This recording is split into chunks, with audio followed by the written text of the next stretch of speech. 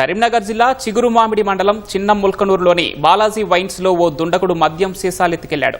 ఆదివారం అర్ధరాత్రి షాపుపై రేకులు తొలగించి దొంగ లోపలికి ప్రవేశించాడు. నగదు దొరకకపోవడంతో 10 మద్యం సీసాలను ఎత్తికెళ్లాడు. దుండగుడు చోరీ చేసిన దృశ్యాలు సీసీ కెమెరాలో రికార్డయ్యాయి. వైన్స్ నిర్వాహకుల ఫిర్యాదు మేరకు పోలీసులు కేసు నమోదు చేసుకుని దర్యాప్తు చేపట్టారు.